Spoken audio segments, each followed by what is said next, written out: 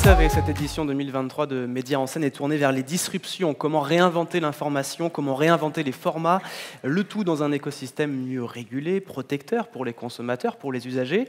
Alors, au cœur de ces changements, de ces disruptions, il y a le divertissement. Comment réinventer le divertissement, le programme culturel, comment capter les nouveaux publics, comment apprivoiser, intégrer les nouveaux outils, les nouvelles techniques. Ces sujets, on va les aborder pendant les prochaines 45 minutes avec de nouveaux invités dans ce studio 104 de la Maison de la Radio et de la Musique. Merci d'applaudir Alexia Laroche-Joubert, Stéphane Sibon-Gomez et Gilles Fressigné.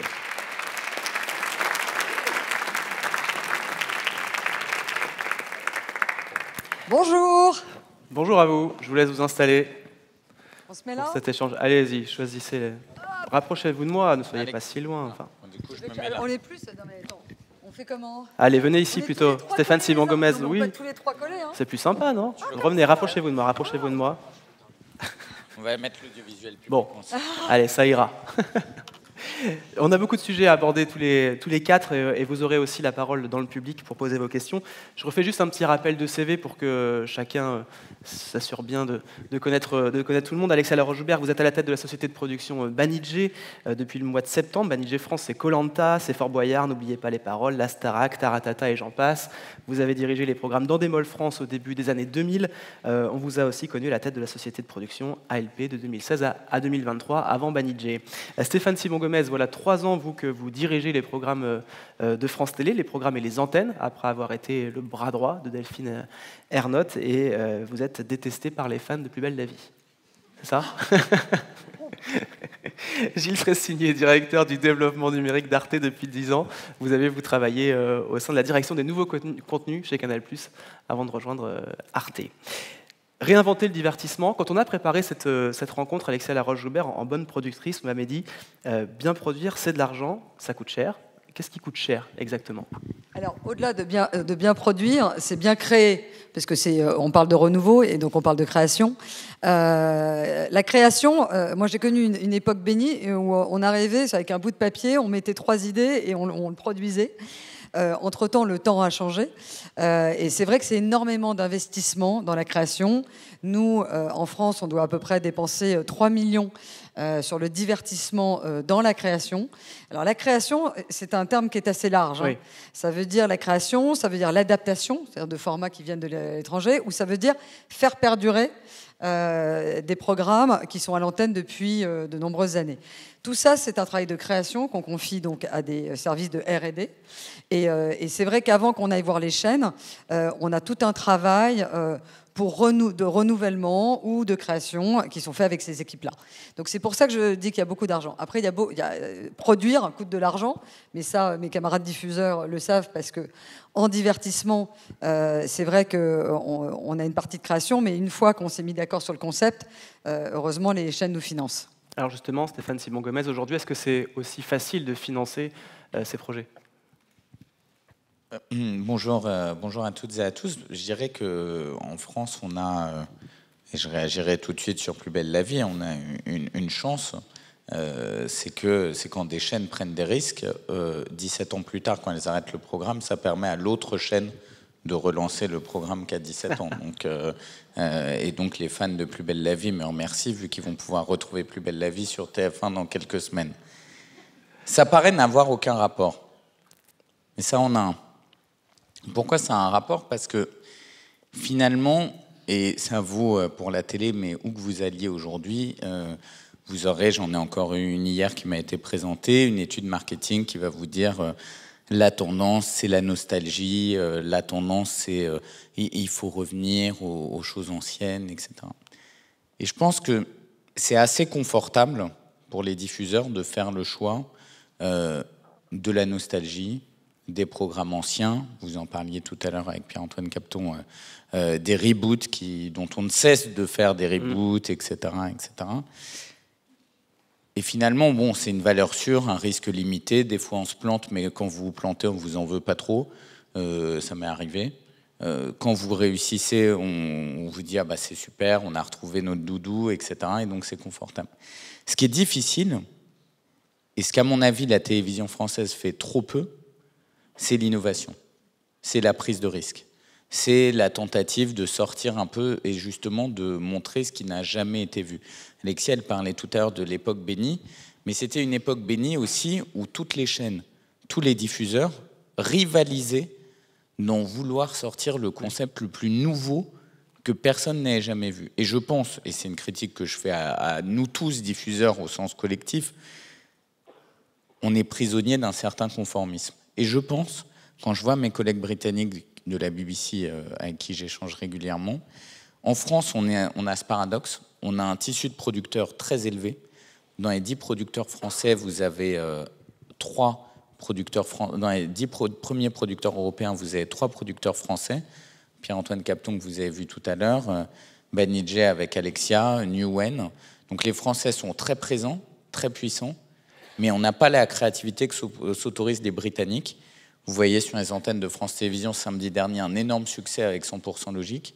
Quand France Télévisions s'est engagée avec la BBC là-dessus, il y avait une feuille de papier, il n'y avait rien. On n'a pas attendu que ça ait été marché dans 6 pays pour le lancer. Mais c'est un conformisme ou de la peur, finalement?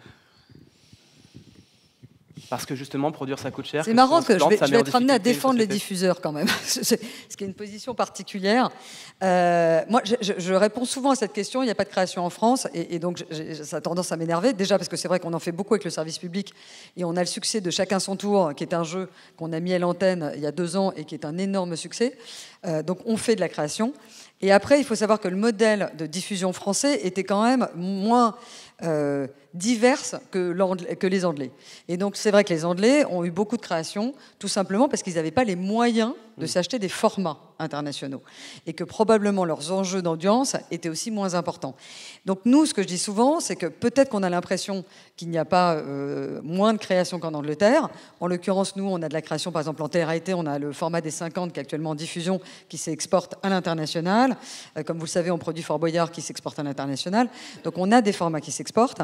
Mais l'idée aussi d'avoir une création d'adaptation, c'est important. C'est-à-dire que la France est considérée comme le pays dont la production value, donc la capacité à produire, est la meilleure au monde. Et donc, beaucoup de formats, quand ils passent dans les mains des Français, en fin de compte, ils sont upgradés. Et ça fait partie aussi de la création. Gilles Fressigné, vous qui avez justement une vision aussi avec l'Allemagne, j'imagine, de la production, c'est un sentiment que vous avez aussi, vous partagez ? Ce qui est sûr, bonjour, pardon. Ce qui est sûr, c'est qu'en ayant un point de vue international, enfin européen, on essaie de regarder les différents secteurs. Ce qui est important pour nous, c'est de nous considérer comme bien plus qu'une chaîne de télé, comme une plateforme, et du coup de se poser la question de ce que c'est les formats ou les programmes plus largement que sur une chaîne de télévision, mais là où sont les publics, sur les plateformes sociales, sur les plateformes de jeux vidéo ou ailleurs. Et donc, à ce moment-là, on est dans une situation où on se pose la question, plus que de réinventer les programmes, de les inventer, parce que c'est quelque chose de nouveau pour tout le monde, finalement, et pas uniquement pour les chaînes de télévision. Et donc, avec la mission de service public, de s'adresser à l'ensemble des publics, on a aussi la mission de service public que de travailler avec un tissu, comme le disait Stéphane à l'instant, de producteurs qui proposent des projets à différents endroits et de permettre à ces producteurs de prendre ces risques-là et d'innover, que ce soit dans des domaines très pointus comme, je ne sais pas, la réalité virtuelle, la réalité augmentée ou autre, ou dans d'autres domaines qui sont la présence sur les réseaux sociaux, les plateformes vidéo, pour s'adresser à des publics très larges, pas uniquement en proposant du programme qui vient de la télévision et qui va tranquillement se retrouver sur les chaînes sociales et les plateformes vidéo, mais en proposant des programmes adaptés finalement aux plateformes. Est-ce que ça veut dire que vous avez tiré un trait tous les trois sur le fait qu'on allait révolutionner aujourd'hui la télé? On ne peut plus la révolutionner?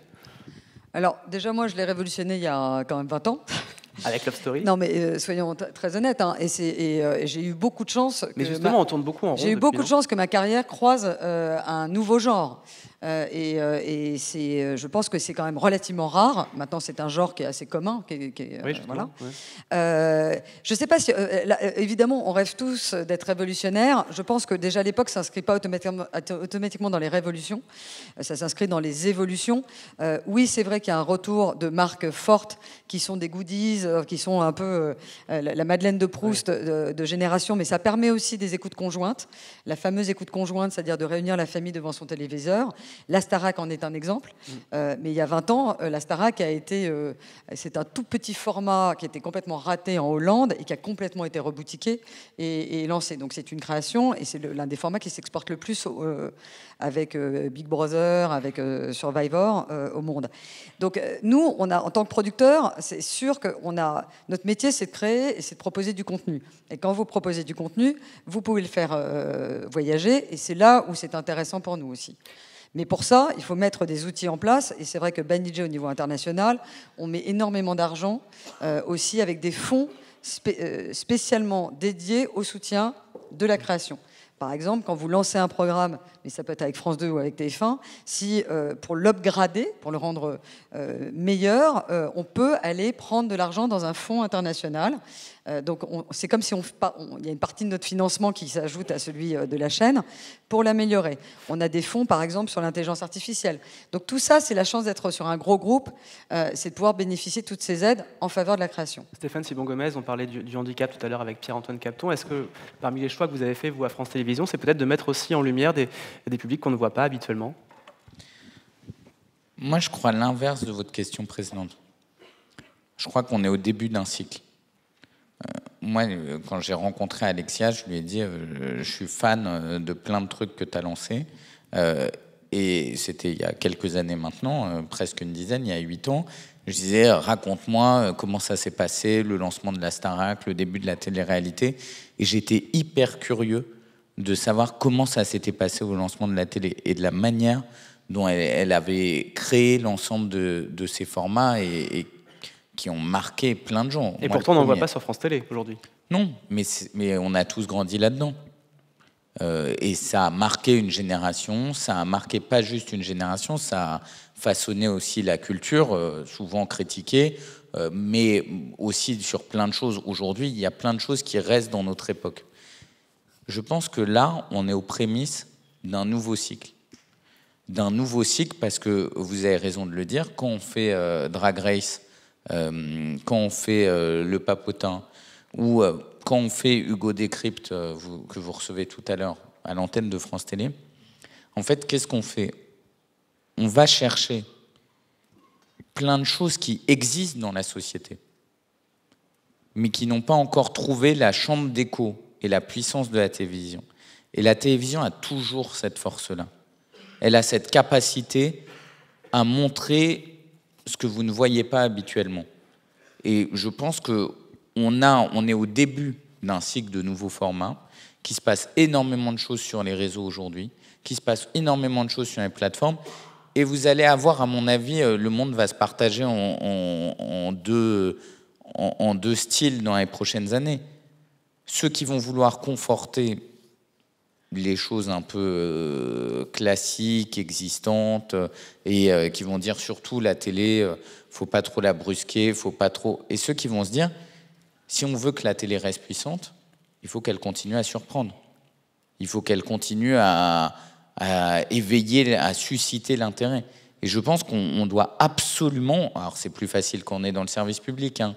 Le service public, il a cette capacité à prendre des risques. Mais on doit mettre notre argent, là on va surprendre les publics. Là où on va éveiller un intérêt nouveau, où on parle d'impact et pas seulement d'audience. On y reviendra. Mais je vais vous prendre l'exemple, on en parlera tout à l'heure. Mais aujourd'hui, la télévision est loin d'être morte dans sa capacité à créer. Elle est, à mon avis, au début d'un cycle d'invention. Gilles Fressigné, on parle un peu de format, on parle aussi de révolution, d'évolution. Chez vous, ça passe aussi par un mélange des genres, finalement, de docu, de fiction, ce qu'on voit aussi de plus en plus sur France Télé, mais c'est une matière que vous exploitez. Oui, ce que l'on voit avec la capacité à essayer la capacité à s'adresser à des publics différents et pas uniquement des publics de télévision nous amène à triturer, hybrider, imaginer des formes qui dépassent les cadres ou les cases habituelles que l'on peut retrouver en télé, et du coup de mélanger le documentaire et la fiction, l'animation et le magazine sur les différentes plateformes. Et c'est ce qui est intéressant aussi parce qu'un public lambda ne se pose pas forcément la question de savoir quelle case il veut vous regarder. Ce qui l'intéresse, c'est le programme et soit les émotions qu'il transmet, soit les informations auxquelles il donne accès. Et donc, c'est ce dont on se rend compte en allant à la rencontre des publics sur les différentes plateformes, les différents réseaux. Et on le voit notamment à travers des formes un peu nouvelles pour les chaînes de télévision que sont, par exemple, le jeu vidéo. Alors, c'est pas nouveau pour le public. Les jeux vidéo, ça fait 50 ans qu'on y joue. Mais quand on va sur ces types de formes-là, on voit bien qu'on peut on raconte des histoires et que le fait d'être dans de la fiction, parfois dans du documentaire, sous une forme très interactive, c'est du jeu vidéo, nous amène à finalement balayer tous ces codes-là issus de la télévision et d'imaginer d'autres façons d'exister auprès d'un public. Et c'est très intéressant pour nous puisqu'on a aussi ce retour assez direct avec les audiences et surtout on s'adresse à un public avec ses propres codes et on lui propose quand même un contenu original qui peut être divertissant, qui peut apporter de l'information ou une ouverture sur le monde, mais à travers une forme très spécifique et très nouvelle pour nous. Comment vous décidez de cela, justement, de transformer un programme ou de le prolonger, en tout cas, en jeu vidéo ou en BD ou je ne sais pas. Alors, c'est justement de ne pas essayer à tout prix de vouloir décliner un programme qui aurait fonctionné à l'antenne ailleurs.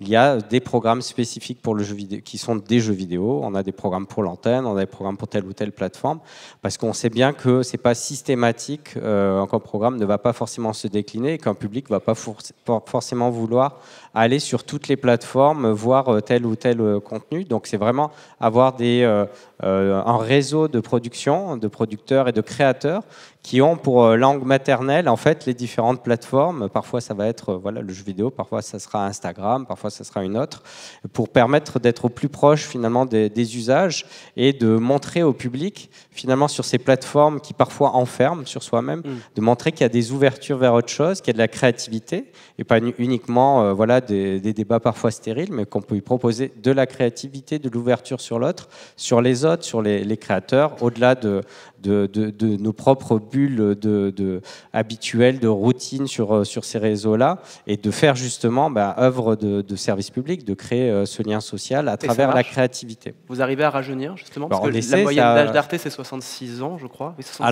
à l'antenne, c'est 66 ans, ouais, c'est vrai. Mais sur les réseaux sociaux, on a l'âge de nos réseaux d'une certaine façon, puisque sur YouTube, on est assez puissant. La moyenne d'âge, elle est autour de 30-35 ans. Et pour de la matière, finalement, qui est assez proche de l'antenne dans son fond, c'est-à-dire du documentaire, des documentaires de société, de géopolitique, des magazines comme Le Dessous des cartes, on se rend compte qu'un public qui a une trentaine d'années va s'intéresser à ce sujet parce qu'il y a accès grâce finalement à la plateforme qu'il a l'habitude de consulter. Donc le rendre disponible, ça permet finalement de s'adresser à ce public et de montrer que ce n'est pas une matière à destination uniquement d'un public plus âgé qui sera à l'antenne, mais qui peut intéresser très largement. Et en plus de ça, de créer des programmes spécifiques qui sont vraiment adaptés à chacune des plateformes, c'est un moyen de s'adresser de façon cohérente à ces audiences-là, sans essayer de faire rentrer un format dans une plateforme qui ne correspondrait pas. Alexia Laroche-Joubert, ce mélange justement des genres, vous le ressentez aussi? Vous sentez cette demande chez les diffuseurs ou c'est vous-même qui l'apportez? Alors, je ne sais pas ce que vous appelez réellement mélange Quand de genres. Quand je dis, par exemple, mélanger un peu documentaire et fiction, télé-réalité et nous, documentaire... il y a une expérience qu'on a faite sur le service public qui a été une grande réussite parce que c'est resté quasiment 11 saisons à l'antenne. C'est une saison au zoo. Et en fin de compte, on a pris des gens de télé-réalité qu'on a mis avec des gens du documentaire et ils ont fait une sorte de télé-réalité dans une situation réelle qui était un zoo. Donc, ce qui est intéressant, en effet, c'est ces écritures multiples. On le voit bien sur les plateformes. En l'occurrence, il y a des documentaires qui ressemblent à des fictions. Enfin, voilà, c'est l'intérêt, c'est la transversalité des genres maintenant qu'on peut faire. Après, je voudrais juste rebondir sur les problématiques aussi de ce que tu disais, toi, sur le fait qu'on était probablement à une nouvelle ère. Je suis d'accord avec Stéphane parce qu'il y a aussi une réalité, c'est que il y a de moins en moins de formats qui voyagent, ou en tout cas, ils mettent beaucoup plus de temps à voyager. Contrairement à il y a encore une dizaine d'années, les derniers grands formats qui ont voyagé, c'est Masked Singer, par exemple. Et là, on s'aperçoit qu'ils mettent énormément de temps, et souvent sur des petits territoires. Et pourquoi ? Parce que probablement que les gros networks, justement, mettent plus du nostalgique, donc investissent moins sur la création. Donc c'est des petits territoires qui n'ont pas les moyens, qui font émerger des formats qui, petit à petit, de territoire en territoire, prennent d'une certaine façon leur lettre de noblesse. Donc c'est probable que, heureusement, on va se retrouver dans une période où on va devoir créer davantage, où les chaînes auront besoin de davantage de création pour nourrir leurs antennes. J'aimerais qu'on parle de la jeunesse avec vous, parce qu'aujourd'hui la télé est vieillissante, on le disait. Il faut aller chercher ces jeunes sur d'autres plateformes, sur les réseaux sociaux notamment. Stéphane Sibon-Gomez, c'est l'une de vos priorités aujourd'hui à France Télé. Vous allez renforcer l'offre de Oku, de Lumni. Vous avez renoncé à aller les chercher à la télévision, ces jeunes-là ? Non, pas du tout. Quand on va chercher Hugo Décrypte et qu'on le programme à 13h15 ou sur France 2... ou 23h15 au mois de décembre. Pardon ? 23h15 au mois de décembre, me semble-t-il. Non, c'est une case flottante et ensuite ça bougera à d'autres endroits, non. Je ne sais pas s'il est annoncé à 23h15. Pardon ? La prochaine diffusion est annoncée à 23h15 en tout cas. Oui, parce que c'est Virginie Efira qui est invitée ensuite du programme de Virginie, d'un film avec Virginie Efira. Mais à 23h15, quand on fait Quelle époque avec Léa Salamé, aujourd'hui on cartonne sur les jeunes. Ouais. Mais c'était pas du tout une critique, c'était juste une information pour la prochaine diffusion. Mais, comme je disais 13h15 précédemment, c'était qu'un horaire traditionnellement vieux. Moi, je ne crois pas que la télévision soit cantonnée à un public. Évidemment qu'on connaît la moyenne d'âge de la télé. Mais je pense que ce serait une erreur de se dire on va aller chercher les jeunes sur les plateformes et le digital et on reste sur un public plus traditionnel sur la télévision. Tout le monde peut venir à la télévision.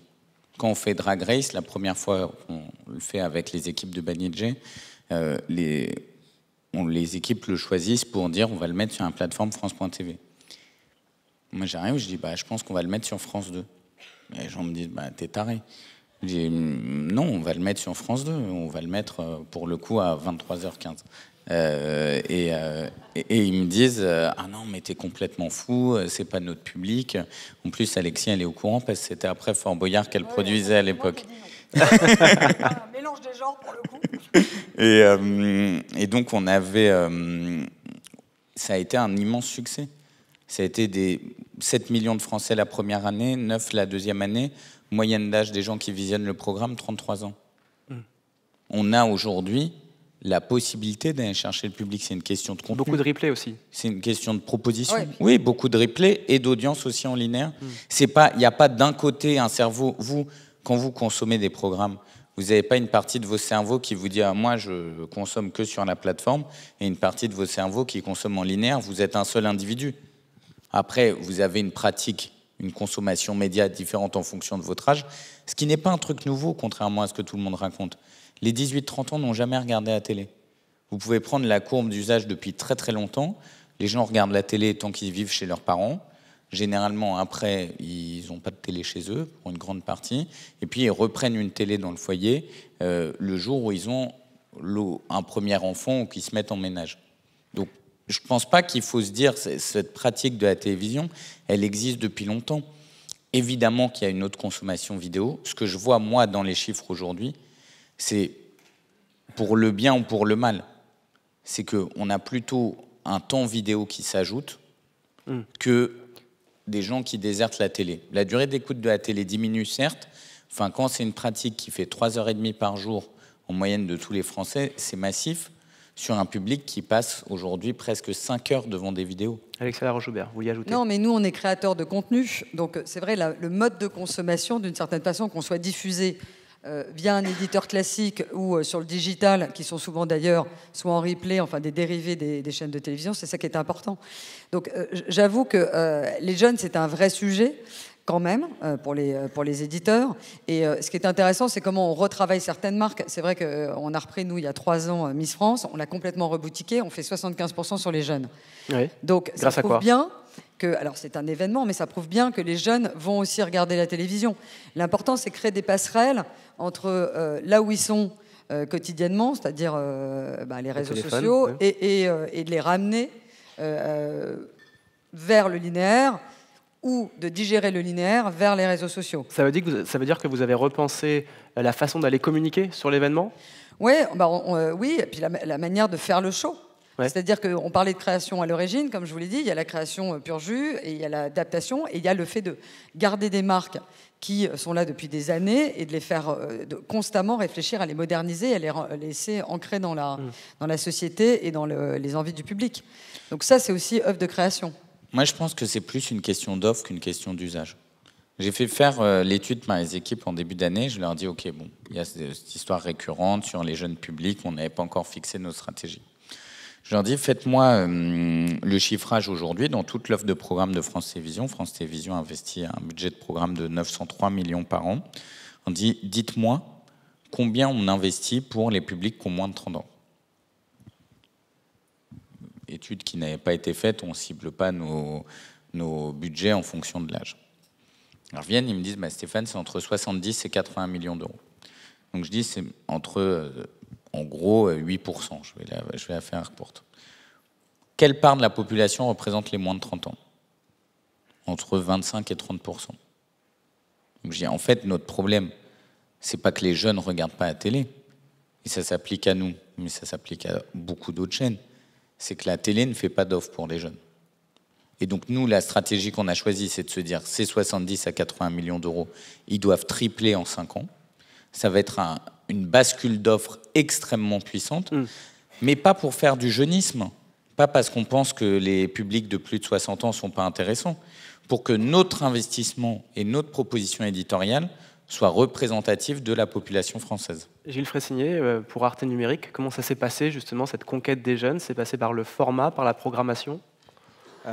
Ça passe déjà, comme disait Stéphane, par l'allocation budgétaire, de se dire que voilà, on met en 10 ans, on a dû passer de 8 à 17% du budget programme dédié aux offres numériques, ce qui ne veut pas forcément dire au programme jeune, mais en tout cas qui peut s'adresser à un public qui ne va pas forcément allumer la télé à 20h50 pour regarder un documentaire ou une fiction sur Arte. C'est un premier aspect. Et après, le deuxième, c'est aussi essayer de comprendre comment ces usages évoluent, et aussi dans la prise de risque, quand on vient peut-être au tout début, de donner la chance à la fois à des auteurs, des producteurs, des créateurs qui débutent et qui peuvent prendre ce risque-là sur le numérique, et qui parfois aussi peuvent refléter les questionnements, les envies, les sujets d'une population plus jeune. Si vous regardez sur les comptes spécifiques, on a un compte sur Instagram qui s'appelle Arte à suivre, où on propose de la fiction uniquement faite pour Instagram. Elle est très représentative de ce qu'une population de vingtenaire, trentenaire peut se poser comme question. Et évidemment, ça serait possible de le diffuser à la télé, mais ça serait évidemment pas exactement avec les mêmes codes. On n'aurait peut-être pas la même connivence ou le même registre que l'on peut avoir sur certains réseaux, parce qu'on sait qu'ils sont suivis par des publics qui partagent finalement ce ton commun. Donc ça passe à la fois évidemment par le budget, par la capacité à se renouveler en prenant des risques et en renouvelant aussi le tissu de partenaires avec lesquels on travaille, et en comprenant aussi, en essayant de sentir un peu les envies de la part des publics de différents âges. Avant de passer aux questions du public, peut-être un mot de l'intelligence artificielle. On en a parlé pendant cette journée, Média en scène sur d'autres tables rondes. Alexia Laroche-Joubert, comment vous essayez de l'appréhender, cette intelligence artificielle? Est-ce que vous travaillez avec déjà? On se pose plein de questions sur l'intelligence artificielle. Comme je disais, on a créé un fonds pour voir si des créatifs pouvaient sortir des programmes, alors pas générés par l'intelligence artificielle, mais qui utiliseraient l'intelligence artificielle, par exemple, dans des effets de mécanique. Donc là, en l'occurrence, on a lancé le fonds, donc on a des dossiers qu'on reçoit. On travaille, nous, avec l'intelligence artificielle. On essaie de réfléchir à comment en faire un outil utile parce que c'est marrant ce qu'on a fait. Alors on parle fiction là, pour le coup, on ne va pas du tout parler divertissement. Lundi matin, j'ai réuni tous les patrons de filiales de fiction pour leur présenter justement une intelligence artificielle qui a été faite par un scénariste.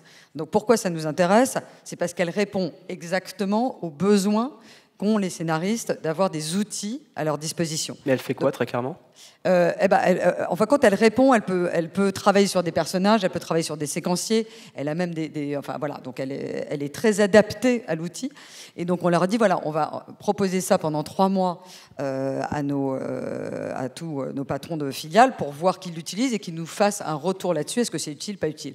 Mais ce qui était marrant, c'est qu'on a fait un petit exercice avec cette intelligence artificielle, et très vite quand même, la limite de l'intelligence artificielle, ça a été de la difficulté qu'elle a à créer une narration au long cours, etc. Ouais. Donc c'est parce qu'il y avait des humains derrière, donc nous, qui la challengions, qu'elle pouvait éventuellement sortir quelque chose. Mais toute seule, elle n'a aucun intérêt. Et des programmes qui mettent en scène, entre guillemets, l'intelligence artificielle? Ouais, alors c'est le fameux fonds qu'on a mis en place. On a beaucoup de programmes de dating. Ah oui. C'est-à-dire, est-ce que vous datez une intelligence artificielle ou un humain?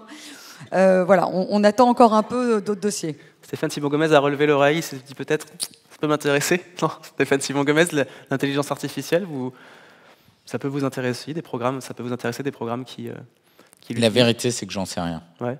La vérité, c'est qu'aujourd'hui, on a conscience qu'on est au début d'une révolution. Alexia a dit, on voit l'impact potentiel qu'il y a sur la fiction. Il y a des inquiétudes, c'est au cœur du mouvement de grève qu'il y a eu aux États-Unis, ouais. etc.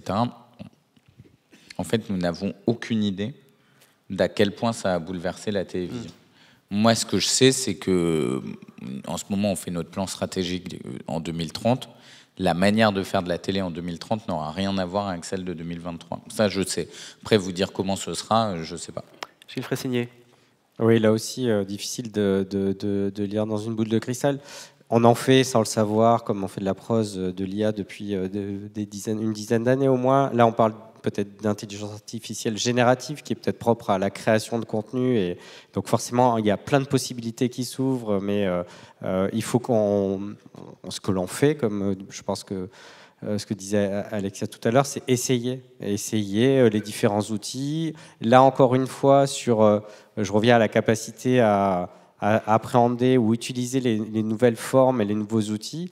Bon, on a des auteurs, des créateurs pour qui l'intelligence artificielle, c'est la langue maternelle ou la langue vivante numéro 1 ou numéro 2. Et du coup, ils commencent à nous proposer des projets parce qu'ils se voient au quotidien impactés, touchés par ces outils-là. Et peut-être ça va élargir le spectre des créateurs, typiquement des projets qui arrivent de la part de graphistes, parce que ce sont ces métiers-là qui sont impactés tout de suite par les outils qui sont rajoutés sur les Photoshop ou autres.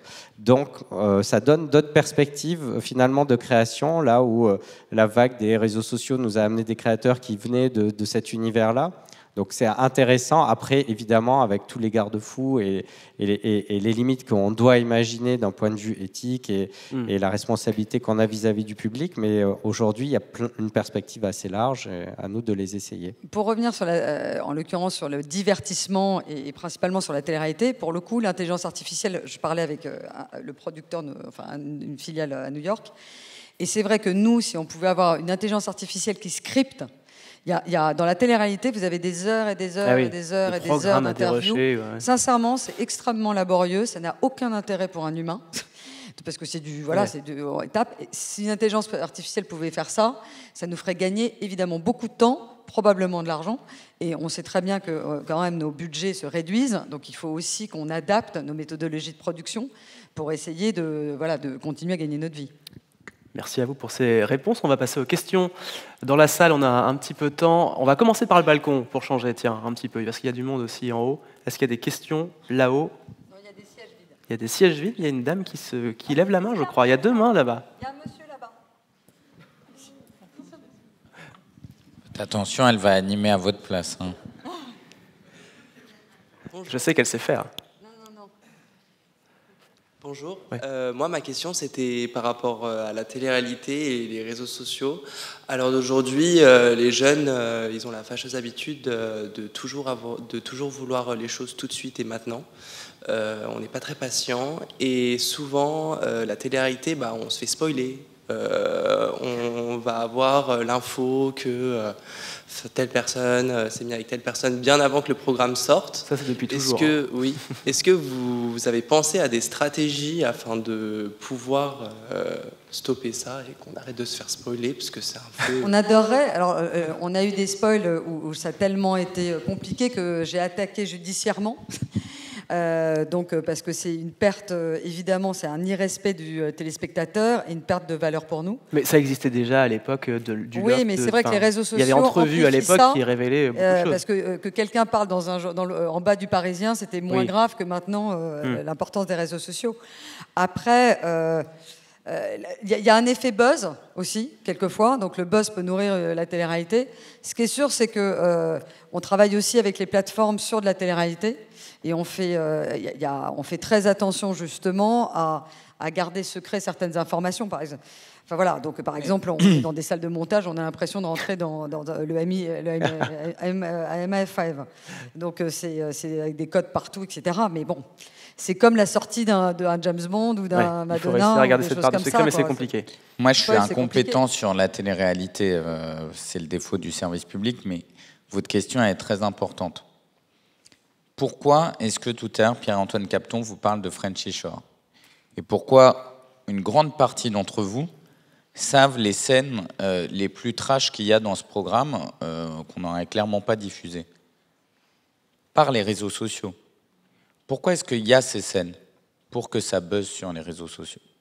Et donc, c'est quoi le risque, en fait? C'est pas seulement que vous soyez spoilé, c'est qu'en fait, aujourd'hui, on construit des programmes pour nourrir le buzz, et pour